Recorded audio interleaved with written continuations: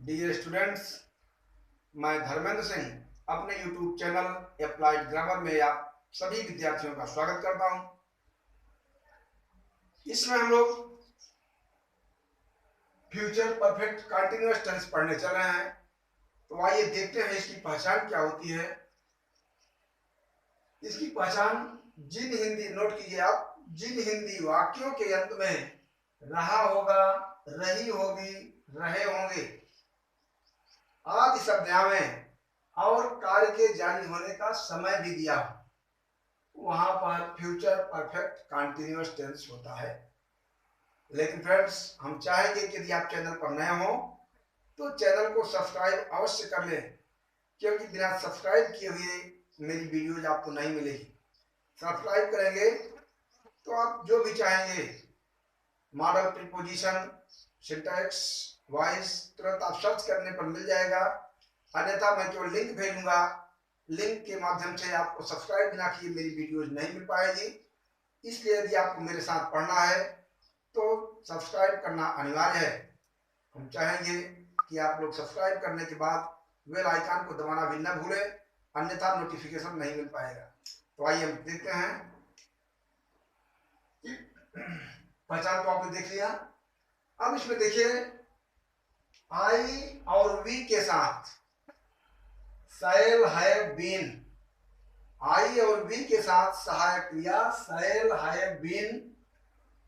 इसके अलावा आई और वी के अलावा शेष चाहे जो भी करता हूं, सभी कर्ताओं के साथ विल, हैव बीन का प्रयोग करके मुख्य क्रिया में आईएनजी माने मुख्य क्रिया के फर्स्ट फॉर्म में आईएनजी अर्थात वी फोर क्रिया का चौथा रूप पार्टिसिपल वाला, उसका यूज करेंगे हम। तो आप देख रहे हैं, जिसका बड़ा इजी कॉन्सेप्ट है। पहचान ये आपको देना है कि आई और वी के साथ सहायक क्रिया शैल, हैव बीन, शेष अन्य सभी कर्ता के साथ विल, हैव बीन का प्रयोग करके मुख्य क्रिया के फर्स्ट फॉर्म में आईएनजी दे रहा है। आइए हम देखते हैं अफर्मेटिव सेंटेंस का स्ट्रक्चर। डालिए अफर्मेटिव सेंटेंस।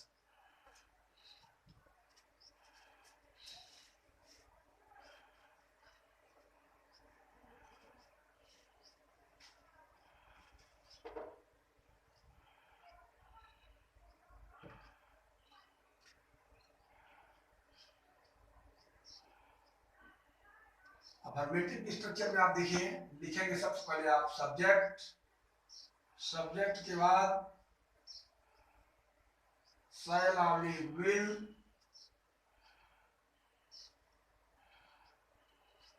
फिर have been,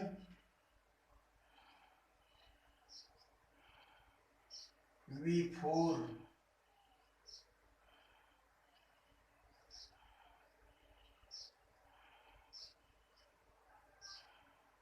plus object plus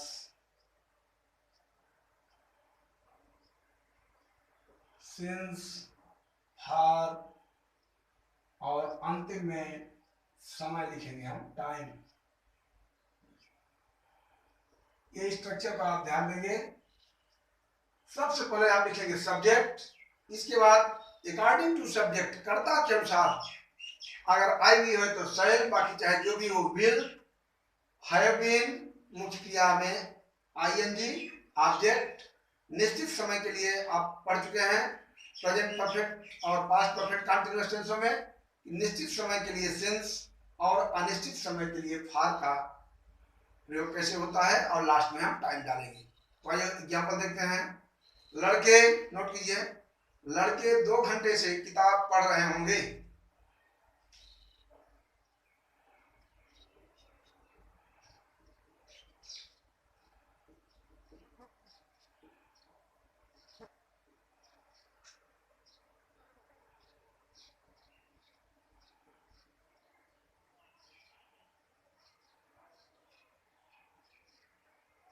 लड़के 2 घंटे से किताब पढ़ रहे होंगे। यहां पर आप देख रहे हैं रहे होंगे, और यहां पर देख रहे हैं टाइम। टाइम और रहे होंगे दोनों दिया हुआ है, तो अफर्मेटिव सेंटेंस का वाक्य है। हम पहले लिखेंगे सब्जेक्ट, लड़के लिखा है तो हम लिखेंगे द बॉय मान लड़का, लड़के हैं इसलिए यस लगाएंगे। द बॉयज सब्जेक्ट हो गया।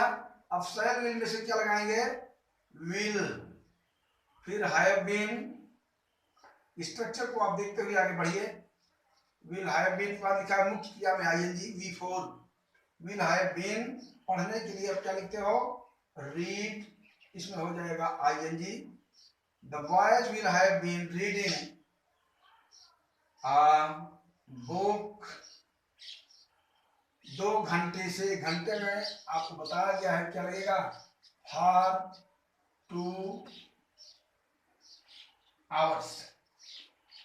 ये सिचुएशन बनेगी।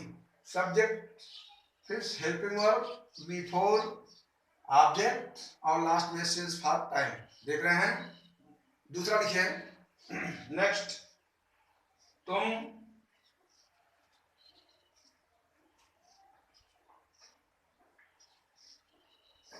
रहने दीजिए। लिखिए हम लोग 4 बजे से, हम लोग 4 बजे से बगीचे में गीत गा रहे होंगे।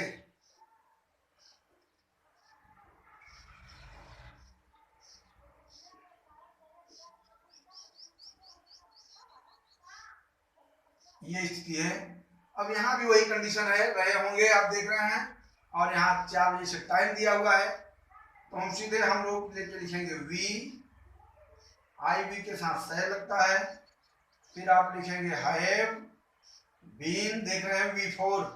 गीत गाने के लिए सिंग में I N G singing a song. We shall have been singing a song. बगीचे में के लिए क्या लिखेंगे? In the garden. 4 बजे से, इसके लिए आप क्या लिखोगे? Since 4 o'clock। अब चलते हैं हम लोग निगेटिव की ओर। डालिए कापियों में आप निगेटिव सेंटेंस। निगेटिव में आपको क्या करना है? जैसे आपने पिछले टेंसों में पढ़ा है, हेल्पिंग वर्ब। अभी तो आप हेल्पिंग वर्ब के जस्ट बाद नॉट कर देते थे, लेकिन यहाँ हेल्पिंग वर्ब में पूरा देख रहे हैं। शैल विल इतना लंबा है, shall have been, will have been. यहाँ शैल हैव बीन आप देख रहे हैं, यहाँ विल हैव बीन देख रहे हैं। हेल्पिंग वर्ब तो पूरा है, लेकिन आपको ध्यान देना है बड़े सावधानी से। पूरा वाक्य निगेटिव बनाने के लिए शैल या विल, केवल शैल या विल के जस्ट बाद नॉट का प्रयोग आप करेंगे। समझ रहे हैं? अब अगर कोई भी वाक्य है अफर्मेटिव आपने समझा है, तो निगेटिव बनाने के लिए सिर्फ आपको शैल और विल देखना है। शैल है विल से मतलब नहीं है। ये लंबा वाक्य बड़ा कंफ्यूजिंग टॉपिक है। यहाँ पर अक्सर बच्चे कंफ्यूज करते हैं। कोई विल हैव नॉट बीन कर देता है, कोई बीन के पहले नॉट लगाता है। ये बड़ा कंफ्यूजिंग टॉपिक है। इसलिए मैं आप सभी लोगों से बार बार ये कहूंगा कि दिमाग में केवल एक ही चीज माइंड आप कीजिए कि शैल विल के बाद तुरंत नॉट का प्रयोग करेंगे, बाकी कहीं नहीं। विल हैव बीन लिखा हुआ है, लेकिन आप नॉट कहां बनाएंगे? विल के जस्ट बाद आप सीधे लिखेंगे यहाँ पर not. Will not have been. यहाँ अगर हम बात करें तो यहाँ भी शैल के जस्ट बाद नॉट होगा। बात समझ पा रहे हैं ना? शैल और विल, शैल हैव बीन से मतलब नहीं है। पूरे इस फ्यूचर परफेक्ट कंटिन्यूअस के वाक्यों को, अफर्मेटिव का जो स्ट्रक्चर है उसको आप तैयार कीजिए। उसके बाद जस्ट शैल और विल जहां भी आएगा उसके तुरंत बाद आप नॉट का प्रयोग कर दीजिए। बाकी वाक्य अपने आप नेगेटिव बनेगा। एक एग्जांपल आप नोट कर लीजिए।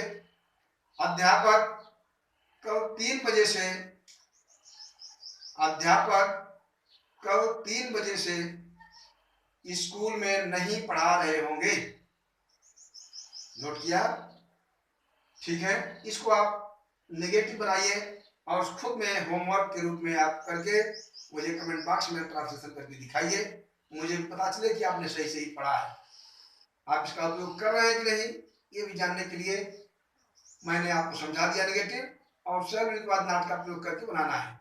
जो मीनिंग नहीं आएगी तो आप सीधे कमेंट बॉक्स में जाइए, टाइप कीजिए। मैं एक कमेंट को दिन में 3 बार 4 बार आपको पढ़ता हूँ, देखता हूँ। जो कुछ बच्चे पढ़ भी रहे हैं, कमेंट भी कर रहे हैं, तो उनके कमेंट का आंसर भी मिलता है जो पूछते हैं। तो मैं चाहूंगा कि आप लोग भी उसको अधिक से अधिक पढ़ें और वाक्य को ट्रांसलेट करके हमको दिखाइए, बताइए कमेंट बॉक्स में। यदि कोई प्रॉब्लम है तो मैं आपके साथ हूं। चलते हम लोग इंट्रोगेटिव, बोलिए, डालिए कापियों में इंट्रोगेटिव। जैसा कि आप जानते हैं कि इंट्रोगेटिव वाक्य दो तरह से होता है। एक तो वाक्य क्या से प्रारंभ होता है और दूसरा प्रश्नसूचक शब्द बीच में आते हैं। तो चाहे जो भी कंडीशन हो, मैं आपको ऐसी टेक्निक बता रहा हूं कि आपको बिल्कुल कंफ्यूज नहीं होगा, कोई कंफ्यूजन नहीं। यदि वाक्य क्या से प्रारंभ होगा तो आपको सीधे एक स्ट्रक्चर देखना है। आप लिखिए पहले शैल या विल में से जो भी लगे, समझ रहे हैं। अगर आई भी है तो शैल, बाकी के साथ विल, तो शैल या विल में जो भी लगे। इसके बाद क्या लिखेंगे आप, सीधे लिखिए सब्जेक्ट। फिर अगर इंट्रोगेटिव और नेगेटिव है तो सब्जेक्ट के बाद आप लिखिए नॉट। इसके बाद सीधे जोड़िए हैव बीन, फिर जोड़िए V4, इसके बाद लिखिए आप ऑब्जेक्ट, इसके बाद लिखिए सिंस फॉर और टाइम।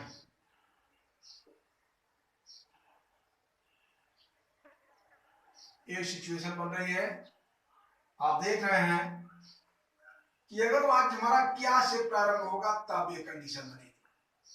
कुछ नहीं करना है।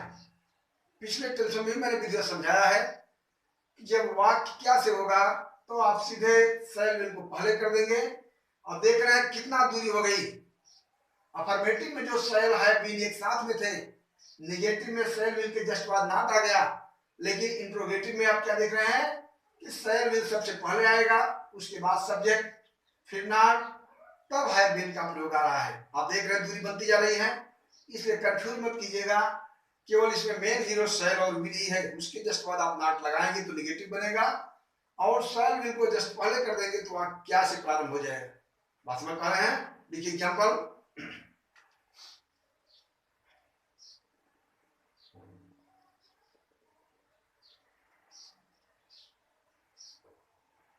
एग्जाम्पल नोट कीजिए। क्या लड़के 2 घंटे से खेल रहे होंगे। मुझे लिखना होगा क्या,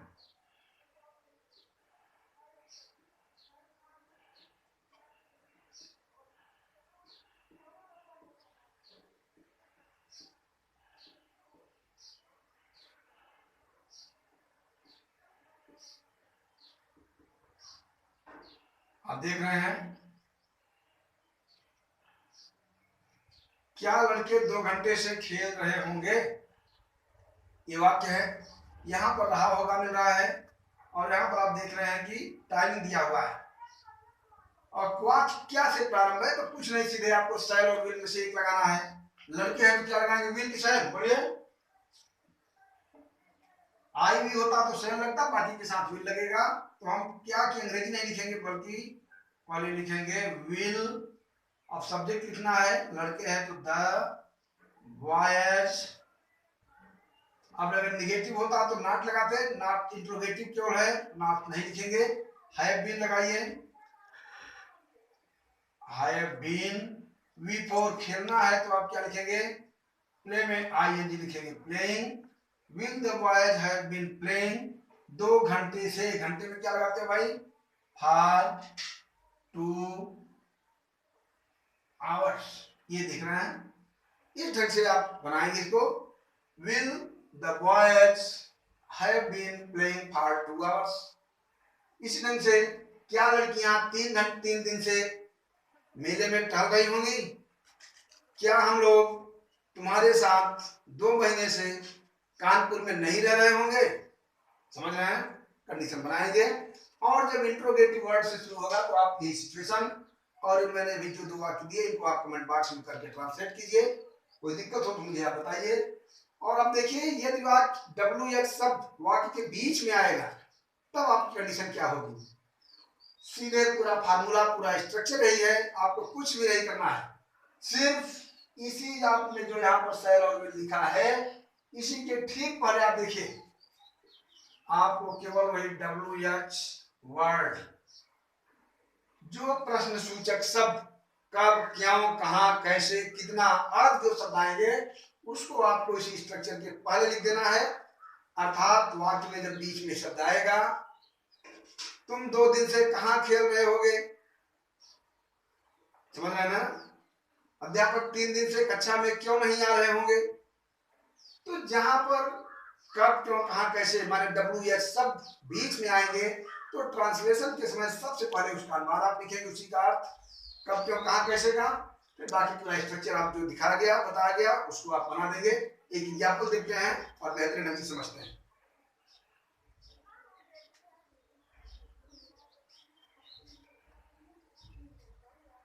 इंट्रोगेटिव बीच वाला है ना, चलिए लिखिए, तुम 3 दिन से कहां टहल रहे होगे,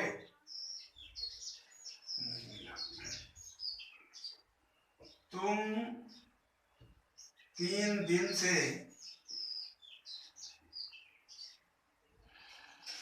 कहां टहल रहे होगे।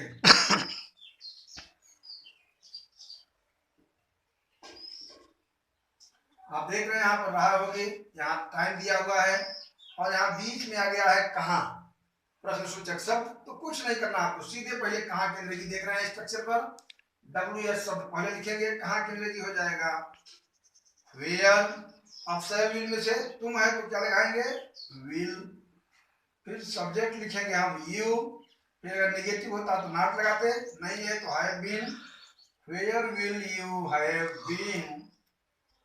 टहलना के लिए होता है वॉक, इसमें ING लगा देंगे, वॉकिंग 3 दिन से, फॉर 3 डेज। हालांकि आपको यहाँ पर 3 की स्पेलिंग लिखनी है THREE, ये मिस्टेक आप नहीं करेंगे, तो मैंने आपको बताने के लिए कर दिया है, लेकिन यहाँ पर आप 3 की स्पेलिंग लिखेंगे, ध्यान दीजिएगा, जैसे यहाँ ऊपर 2 की स्पेलिंग मैंने लिखा है, तो एक और लिख लीजिए, नोट कीजिए दोबारा, वह आधी रात से यात्रा क्यों कर रहा होगा, वह आधी रात से यात्रा क्यों कर रहा होगा। चलिए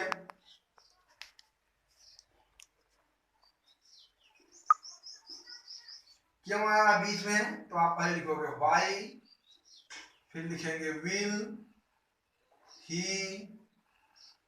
have been, why will he have been, आगे क्या लिखेंगे, यात्रा करना के लिए होता है ट्रेवल, ट्रेवलिंग हो जाएगा, समझ रहे हैं। और आधी रात से, तो आधी रात में क्या लगेगा, सिंस मिडनाइट, इंट्रोगेटिव मार्क लग जाएगा यहाँ पर। इस ढंग से यदि मैंने कहीं इंट्रोगेटिव मार्क लगाने में मिस्टेक किया होगा तो आप कदापि वो गलती नहीं करेंगे, हालांकि मैंने कहीं किया नहीं है, यदि कहीं धोखे से कोई गलती मुझसे हो जाती है तो ये मिस्टेक आप कभी आप नहीं करेंगे। फ्रेंड्स ये सिचुएशन बनती है इंट्रोगेटिव नेगेटिव की।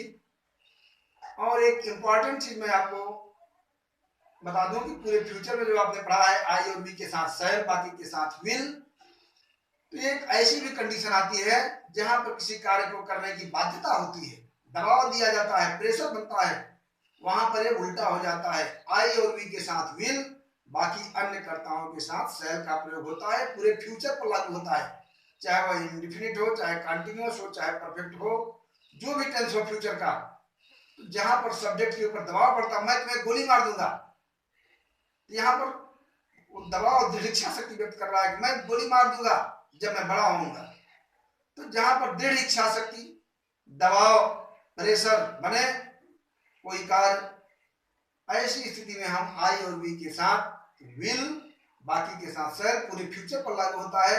हालांकि मैं इसकी एक सेपरेट वीडियो आपको दूंगा, लेकिन तब तक आप इसको पढ़ते रहें, keep on your practice please, अपनी प्रैक्टिस को आप जारी रखें। और आपके मंगलमय भविष्य की कामना करते हुए बस आज का वीडियो मैं बंद करता हूं। और मैं चाहूंगा कि अधिक से अधिक इसका आप लाभ उठाएं, अपने फ्रेंड्स को भी शेयर करें ताकि इसका उपयोग अधिक से अधिक लोग कर सकें। और ये चैनल पर नए हो तो सब्सक्राइब अवश्य करें। थैंक्स।